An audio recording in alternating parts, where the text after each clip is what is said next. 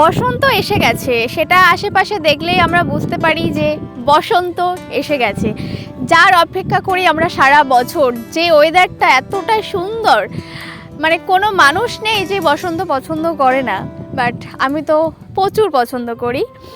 আর আশেপাশেটা এত সুন্দর লাগে, কোকিলের ডাক, গাছের দিকে তাকাই, সবুজ পাতা, আবহাওয়াটাও না প্রচুর গরম না প্রচুর ঠান্ডা, যেটা যে হাওয়াটা গায়ে লাগলে আমাদের ভালো লাগে। আর আজকের দিনটা ছিল শিবরাত্রির দিন, আর কলকাতার বুকে আমাদের দুজনের মধ্যে চ্যালেঞ্জ ছিল যে আজ আমরা ফুল কিনে পুজো দেবো না ঠাকুরকে, আমরা ফুল তুলে পুজো দেবো। গ্রামে যেভাবে আমরা ফুল তুলে মালা গেঁথে পুজো দিতাম, ঠিক কলকাতা শহরেও আমরা ঘুরে ঘুরে ফুল তুলে, লোকের গালাগালি শুনবো তাতে কোনো যায় আসে না, বাট ফুল তুলে মালা গেঁথে পুজো দেবো।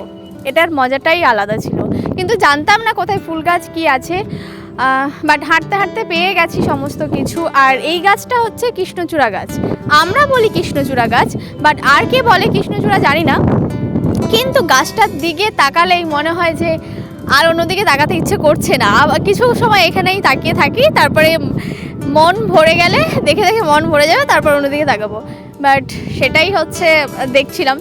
আর এটা হচ্ছে হাঁটতে হাঁটতে পাটবাড়ি, দক্ষিণেশ্বর পাটবাড়ি, এটুকুই জানি এর নামটা আমি। ভয়ে ভয়ে ঢুকেছি, তারপরে গিয়ে দেখলাম যে না, খুব বেশি মানুষ নেই, মাত্র দুটো মানুষ ছিল, আর এখানে মন্দিরটাই চালু আছে, মেন মন্দিরে পুজো হয়। আর এটা হচ্ছে মন্দিরই কি বলে, মন্দির ডালা বলে না কি বলে আমি ঠিক জানি না, কিন্তু বাট এটা মন্দির।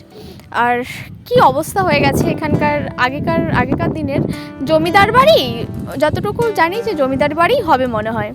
বাট ঢুকে গেলাম, দেখলাম যে চারিদিকে একটু ভাঙা ভাঙা হয়ে গেছে, অনেক বহু পুরনো মনে হয়। বাট জিজ্ঞাসা করলাম যে এখানে কি ঢোকা যাবে, ওরা বললো হ্যাঁ ঢুকে প্রণাম করতে পারো। ঢুকে গেলাম দুই বোনে।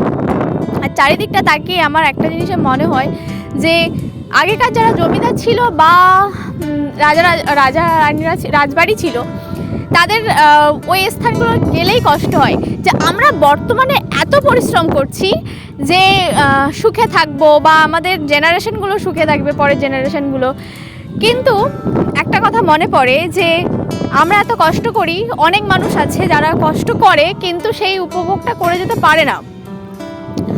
তখন মনে হয় যে এত কষ্ট তো করলাম, কিন্তু এটা সারা জীবন যদি উপভোগ করতে পারতাম খুব ভালো হতো। কারণ আমি এই কথাটা বলার একটাই কারণ আমার দাদুর বাবা ছিলেন একজন জমিদার, যার প্রচুর জায়গা জমি ছিল, কিন্তু উনি মারা যাওয়ার পরে আজ ভাগচাষিরা জায়গাগুলো তো নিয়েই নিয়েছে, প্লাস আজ মানে যিনি ছিলেন গ্রামের একমাত্র জমিদার, আজ তিনি গ্রামের সব থেকে গরিব লোক হয়েছে। কোথায় আছিস? খিদে পাচ্ছে না?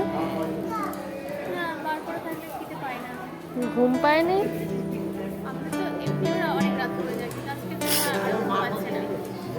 আজকের দিনটা কি বলতো?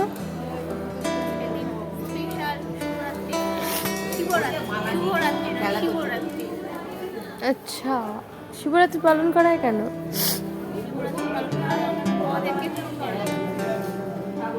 মোটেও না। এখন বাজে রাত 1:30, আর আমরা সবাই অপেক্ষা করছি তৃতীয় প্রহরে জল ঢালার জন্য। আর বাবা ভোলানাথকে ওদিকে বিয়ের জন্য প্রস্তুতি করানো হচ্ছে। তৃতীয় প্রহর জল ঢালার পরে কিন্তু চতুর্থ প্রহরটা অনেকটা সময় পরে পড়েছে, সকালের দিকে হয়ে গেছে, প্রায় সকালের দিকেই পড়েছে। বাট আমরা কিন্তু এখানে খুব আনন্দ করে সময় কাটাচ্ছি। আর আদ্যাপীঠ মন্দির কিন্তু সবসময় জমজমাট থাকে, এখনও জমজমাট আছে, এবং এখানকার পরিবেশটা সত্যিই খুব সুন্দর। আমাদের তো ভীষণ ভালো লাগে, মন থেকে বলছি।